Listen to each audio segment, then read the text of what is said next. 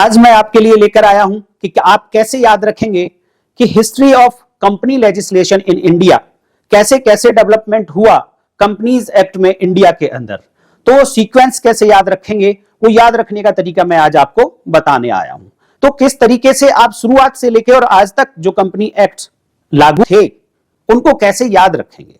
तो उसके लिए आप सबसे पहले एक्ट का ईयर याद रखें और उसका नाम याद रखें, और जो आज की डेट में एग्जिस्टेंस में है कंपनीज एक्ट, आप एक उसका ईयर याद रखें। तो आपको बीच के सारे एक्ट्स बहुत आसानी से अभी याद करा दूंगा फ्रेंड्स। तो पहला नाम था द इंडियन कंपनीज एक्ट 1850।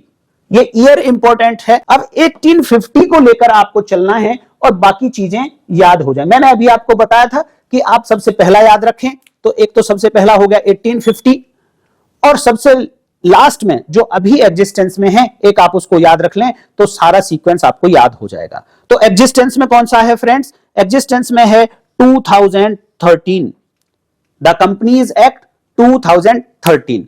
तो ये दो ईयर आप याद रखिए। अब देखिए कि मैं आप इन दोनों ईयर से आपको पूरी की पूरी हिस्ट्री कैसे याद कराता हूं। जैसे ही आप इस 1850 में 16 प्लस करेंगे फ्रेंड्स, तो ये 16 नंबर आपको याद रखना पड़ेगा बस।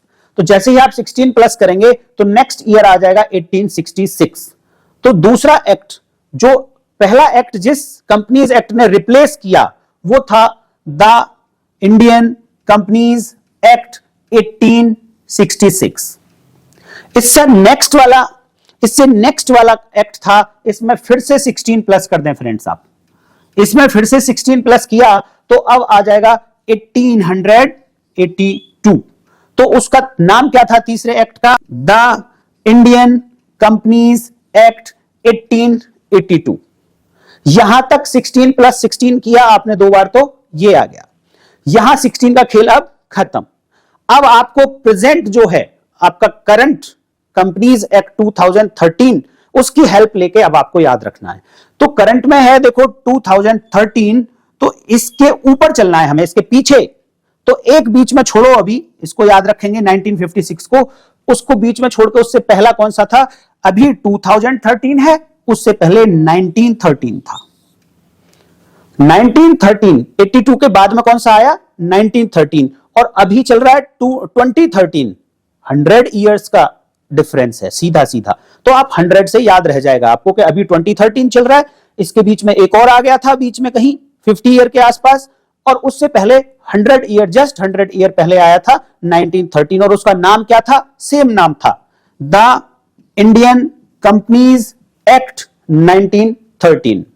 अब यहां के बाद में जो नाम थोड़ा सा चेंज हो गया, यहां के बाद में जब कंपनीज एक्ट में चेंज आया तो नाम में भी चेंज आया।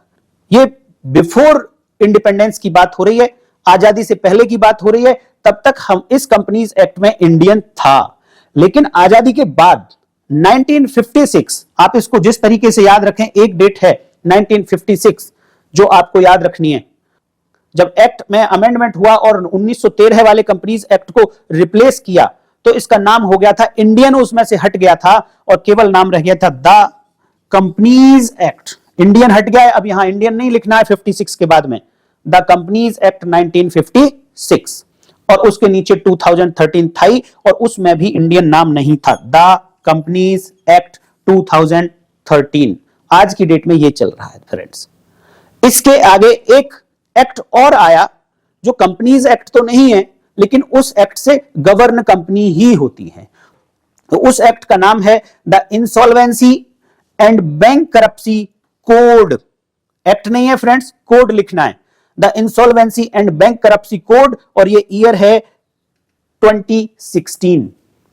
तो ये हुई हिस्ट्री कि इंडिया के अंदर कंपनी लेजिस्लेशन किस तरीके से इवॉल्व हुआ